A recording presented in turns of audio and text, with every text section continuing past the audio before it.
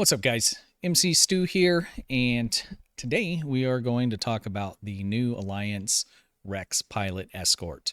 I went ahead and bought this out on my main account and wanted to just go over the ship itself. This isn't going to be a build video. We're going to look at exactly what you're going to get. We'll take a look at the visuals of the ship, some of its capabilities, and maybe we'll just take a little bit of a look at it in combat as well.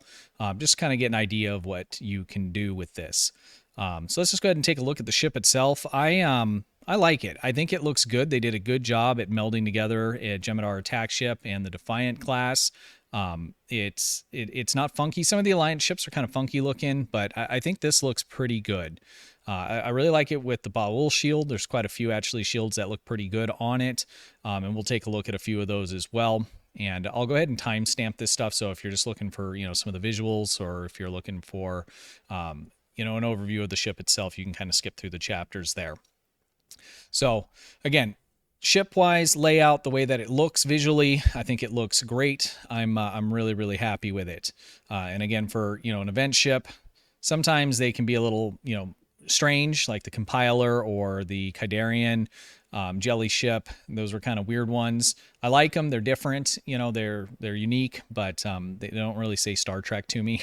So and granted, I mean, this isn't exactly Star Trek. It wasn't in the show, but it's two pieces of ships that were in the show. So I like it. I think they did a really good job on this, and it looks really nice.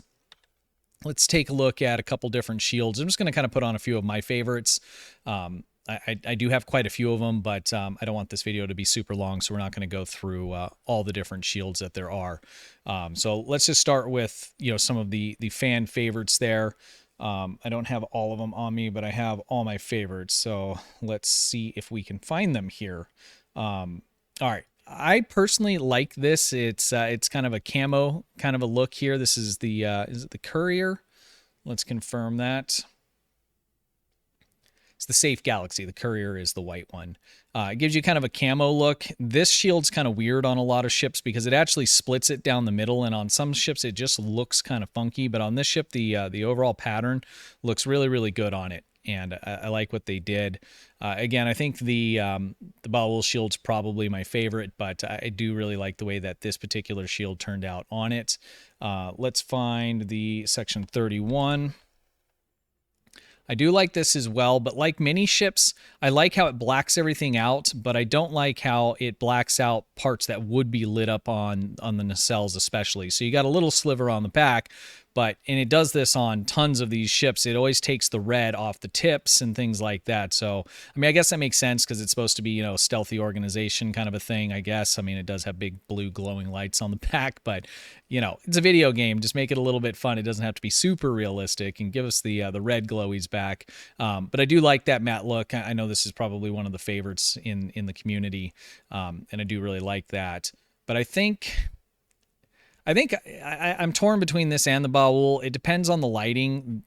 If you're around DS9, you get a little more of that purple, obviously, from the wormhole. And if you're in ISA, it's kind of washed out looking. And so I think that the Baul shield looks the best kind of across the board, regardless of what lighting you're in. Let's grab that one. Whoops. If I can spell. I'm losing my mind here. Here we go. So on the Baul shield is really close. It's just kind of a different kind of shade from the Section 31. And I'm sure most of you guys are pretty familiar with this, but I do like how it leaves, the glow on the front of the nacelles. So I got to say that's probably my favorite on this ship. We'll just randomly click through a couple others and see, what you guys think here. I'm going to try and stay away from some of the event giveaway ones because you may not have access to those. Here's some of the free ones. So this is the Gemidar. This is actually a shield, but it has a vanity effect as well. You can get that from a mission, or if you're on a Gemidar character. What's another one here? The Reputation. This is from the competitive. That's kind of nice too. They did a good job. They did a really good job. All of these shields apply really well. There's some ships that come out, and the way that the patterns and the colors apply, sometimes it looks a little bit funky. Sometimes most of what they put out looks pretty good. Let's take a look here at one more, and then we'll take a look at the actual ship itself here. Let's see. Actually, we're going to make it 2. I want to see what this looks like. So this was the breast cancer awareness shield. This was actually from a donation for a fundraiser for breast cancer awareness. It's kind of a cool one. I don't know if it really looks great on this ship, but I like it on some of them. I like the pink that it puts on there. A little different. And let's go one more here. I know I'm going to get a bunch of comments. You should have looked at this one, and I'm sorry. There's just so many. Do I have the temporal shield? I think I have the vanity one from the rep. It's not the... I think the actual shield itself... I should have it, actually. Yeah, I do. That's kind of interesting. I don't know if I'm digging that. Very kind of disco-y. Looking there at the shiny parts. But it does apply really good. It applies really well. They did a good job. Really good job on the visuals on this ship. All right, let's get that thing off of here. All right, so let's go ahead and take a look at the ship. Again, this isn't going to be a build video. I set this up with a cannon scatter volley build. I think that is by far going to be the best, highest performing kind of a setup that you could put on this ship. But you could do beam overload, fire at will. I mean, you can do torpedoes, but it's not a command ship, and you really need to have that if you want a torpedo build to work well. But beam overload, you could definitely do well with that. And fire at will, I mean, you can pretty much put on anything if that's what you like. I probably would do dual beam bank fire at will personally, but you could certainly use the beam arrays. So cannon scatter volley is definitely where the ship is going to shine, and that's what I put on it. This is where you're going to be able to get the most performance out of the ship. So because it's a 5.2 forward-facing fire, you're going to get the most out of doing dual heavy cannons. There's other ways to go about doing it. If you're doing, the plasma, meta build that's out right now, it's kind of an expensive build. This is a fairly expensive build that's on here. I'll probably do some budget builds for you guys coming up here shortly. But again, not to get too sidetracked. 5 in the front, 2 in the back, and then you also get the experimental weapon. So let's talk about the experimental weapon for a moment. So this is similar to the Soliton Impeller. What's nice about this is based on your flight speed, you're going to get a huge buff to the fire cycle haste. So right now, it looks like I'm at a standstill. It's at 74.9% haste to this weapon, and this can increase with your flight speed up to 200%. So as you're moving around across the map, you're going to get a lot faster firing cycle. I will probably switch this for myself over to a Polaron build because this does Polaron damage, and it obviously goes with the theme, but I did go with phaser build on this because I wanted to check out the new weapons from the lockbox, so that's why I've kind of built it this way. But the build that I put out later will most likely be Polaron, and that'll match this weapon here. Or I'm sorry, this weapon, the experimental weapon. So it does Polaron damage, and you get increased fire cycle haste, so it fires much faster, depending on how fast your ship's going. It's similar to the Soliton Impeller, which does, I believe it's radiation damage, and the fire cycling haste that it has increases based off your throttle, and those are similar kind of things, but a little bit different. So overall, the parsing that I've done on this has actually performed pretty darn good. So if you don't have the Soliton Wave Impeller, this is probably going to be the next best thing to replace that with. I don't think it's better, but it's pretty darn close to as good. So again, if you don't have that from the Ryzian Corvette, however you say it, from the winter event or summer event a few years back, then you're in luck. Make sure you get this ship so you can pick up that experimental weapon. Even if it doesn't match the energy type that you're using, that's okay. It's still going to be good. Next, let's take a look at the console that comes on this. Let's start with the clicky. So if you click on this console, what you're going to get is 4 different ships, escorts, to come in and fight for you. It didn't do a ton of damage for me. It was averaging anywhere between 5 to 10K. I don't know if there's any kind of way to really kind of buff that other than using it strategically at a time in the fight where there's lots of enemies around and they're going to be around for a while. So if you just click this and there's only a few enemies around, they die, these aren't going to follow you all over the place on the map, and they're only going to last for the 45 seconds. So if you wait till the end of the boss fight or something like that where enemies are going to be in your area and alive for a while and use it, that's where you're going to get the most out of it. But overall, the clicky is not great. But the console is still pretty decent. So you're getting some flight speed out of it. That's always good. Getting around the map is a very nice thing to have. But you're getting a nice little chunk of crit severity, which is almost as much as what you would get from a fleet console. So it's about 1% less or so that you're getting out of this. And this is with it fully, well, actually, it just comes upgraded at this level. So 8% is nice, especially if you're a newer player and you don't have, low B equipment like the binaural, which you're getting, a whopping 26.2%, which is a huge chunk of crit severity. So the console that comes on it, if you are a newer player or somebody that just doesn't have a ton of stuff and you're wanting to build up that crit severity, this console is definitely worth slotting. It's a nice console, and again, especially for free. I'll probably continue to make that statement a few times throughout this video here. So console, I would give it 5.6. It's definitely not garbage. There's some ships that we get and I take the console off and I never ever use it again or look at it. This is something, especially on my free to play, that I will definitely use. Again, let's recap on the other piece of equipment that comes on the ship. The experimental weapon, definitely a very, very good weapon and worth slotting even if it's not on a Polaron build. Next, let's take a look at the trait. I believe the trait is broken. So let's talk about that first. Okay, so what I'm going to do is I'm going to go over to the trait tab and let's just take a look at it here. So if I hover over it, it'll show you what the current stats are of a particular trait that scales normally, right? So what this does is this gives you a pretty decent debuff at sitting still currently. So we're getting a negative 28.4 damage resistance rating debuff to enemies for 30 seconds.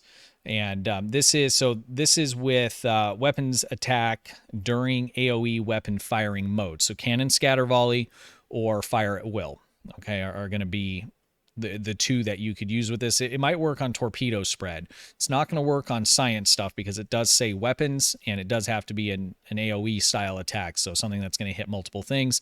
It doesn't say energy weapons, so I'm going to assume that's torpedo spread, fire at will, and cannon scatter volley. Now, that debuff should increase as the speed of the ship increases. So right now we are not moving and we're at negative 28.4 damage resistance debuff. So let's go ahead and just go up to full impulse here. So we should see that 28.4 go up, and we are not. It's not doing anything. If I stop, it stays at where it was before.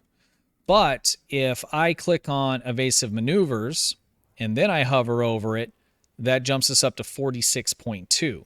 So it is working, but I don't feel like that's probably working as intended. It probably should adjust at every little level that you have here in order to get a different rating. As it is right now, I'm only getting 2, and that's standstill, full impulse, doesn't matter. I'm at 28.4, and if I hit evasive maneuvers, it goes up to the upper 40s. Let's try it with, I'm at the edge of the map. Let's turn it around. Oh, there's a pilot maneuver. We'll talk about that here in just a moment. Let's go as fast as I can make this ship go here. So let's reset that, and we'll click on that. We'll have a couple seconds here. So we're at a maximum of 50. So we can get at 50 if I'm using all of my speed buffs. So it does do what it says, but I have a feeling that that's not exactly how it was supposed to work, because generally I'm not using these massive speed buffs in a battle, other than getting from. I'm using it in the battle, but not during the fight, right? I'm generally using it just to get around, or if I do click it, it's more so for the turn rate so I can orientate the ship the way that I want it. So we'll have to see how that changes. If it doesn't change and that is how it's intended, that's fine. I think it's a good trait regardless. If they change it to where, that debuff rating is really low when you're not moving, or when you're going slow, it won't be as good. So I hope that this is the way it was intended to be, because if it was and they leave it this way, this trait's pretty decent. So it's similar to a trait like superior aerial denial, which is very expensive to get. It's not quite as good as that, but it's pretty darn good. And if you don't have superior aerial denial, then this is definitely something you want to use. I will be using this on my free-to-play account. This is going to be one of the better traits that I'll be able to use on most of my energy weapon builds. So trait, I would give it a 7, and maybe an 8 because it's free. So good trait, very, very good. So console, 5 or 6. The experimental weapon, we're looking at an 8-9, and the trait is 7-8 in my opinion. Let's talk about the built-in things on this ship, and let's move to a different map and see if actually we'll take it into combat here in just a minute, and we'll look at the wingmates. So this is a pilot ship, so you do have pilot maneuvers, and that is this little piece on the HUD. So if you're moving or if you're still, and we'll just do it from a stop, and you double tap W or S to going backwards or forwards, you're going to shoot ahead at a really fast speed. You can do that while you're moving. When you use it, you'll see the bar goes down. You have to wait for it to recharge.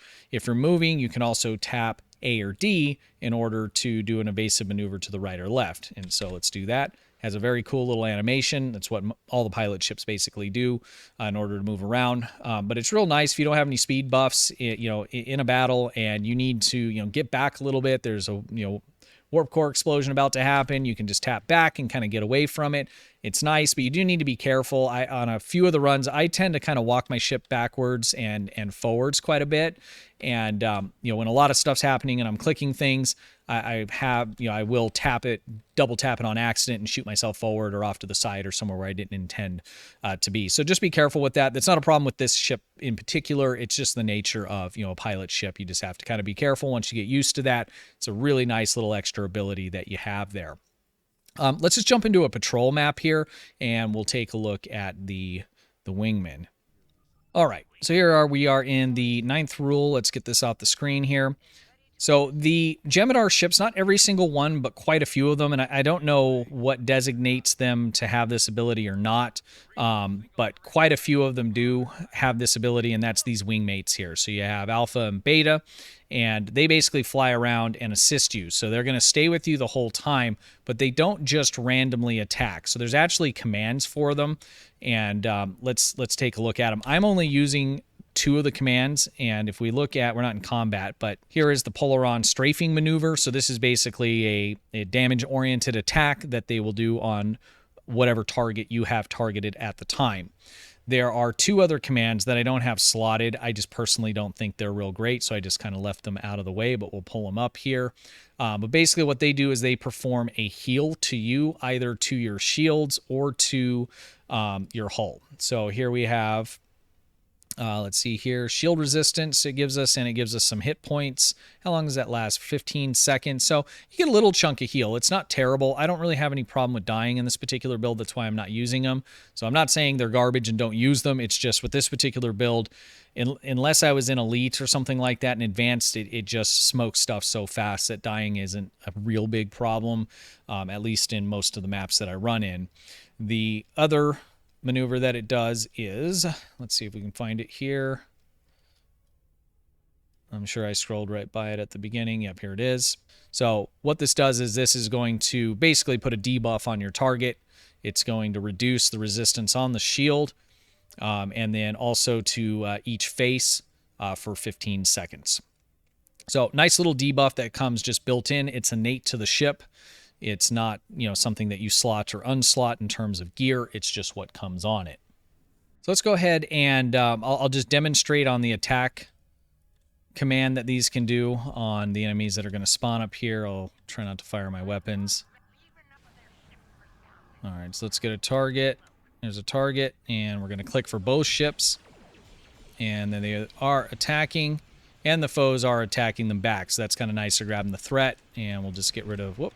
I just double tapped that speed button. You got to be careful with that.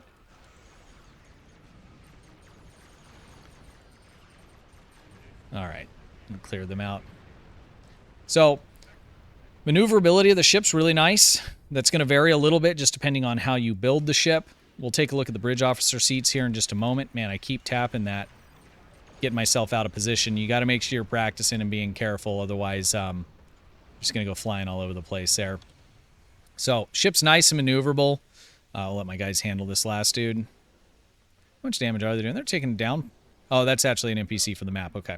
So, maneuverability is good. The ship flies good. And again, because it's got all those weapon slots up front, cannon, scatter volley, it just slaps.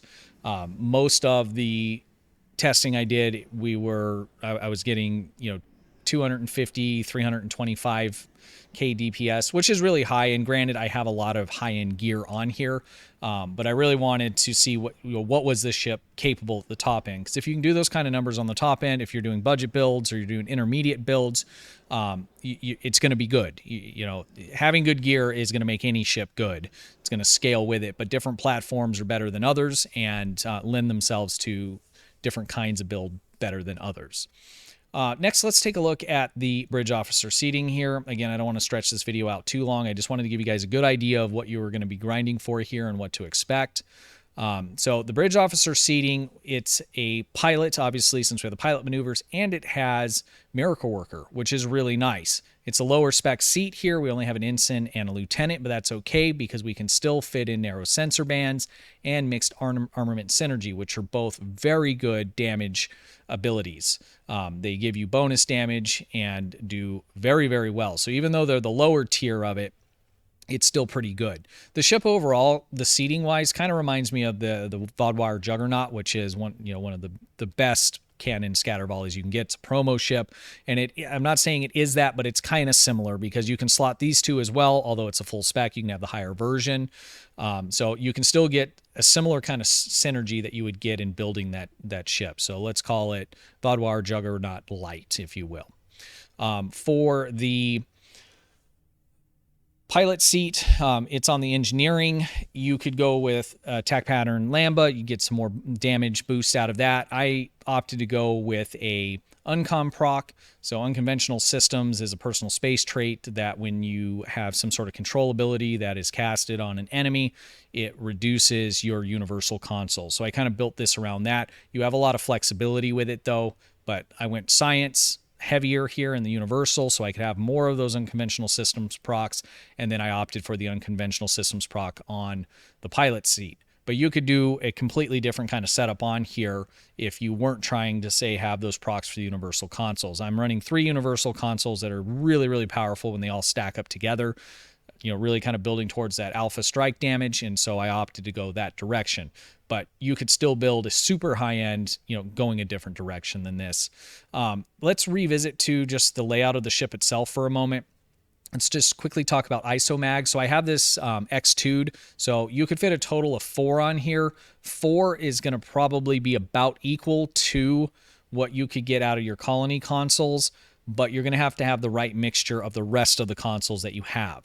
4 is kind of the minimum to make it worthwhile making that jump. Personally, I think this ship is going to perform much better, and it's going to be a lot easier to build different varieties of, gear sets and things like that if you go with the colony consoles. So, I mean, my philosophy really, ISOMAG or not, if I can't fit at least 5, preferably 6 ISOMAGs on a ship, then I'm most likely going to go colony consoles. So I think this ship is a colony console ship, not an ISOMAG ship. So I just want to make sure that that we covered that real quick here. So bridge officer seating, just to kind of wrap that up, you see what you get here. The main highlights are being able to have these Miracle Worker seats and being able to have some flexibility with the pilot seating. Pilot was updated not too long ago and became usable. In the past, prior to that, if it had pilot seating, I would never even consider using any of those abilities other than for the memes, lock trajectory, that kind of thing. The other selling point, obviously, especially being 5 weapons up front, is having that commander tactical, so you can get cannon, scatter, volley 3. If I was going to do fire at will, then I would go fire at will 3. That would be in the lieutenant commander seat, and I'd probably go, I don't know, beta or something else in beta, or omega in the commander seat. Those are going to give you either a debuff or a damage boost, either one of those, depending on how you want to put it together. So the bottom line is it's very flexible for the envelope that it falls in, which is, basically a forward-facing attack ship with, either beams or preferably cannon, scatter, volley. You can do any of those, and you can maximize it with the way that this seating is. All right, I think that pretty much covers the layout of the ship, what you're going to get on the ship. We'll just recap it one more time if you're kind of skipping around through it. You got a 5.2, very nice.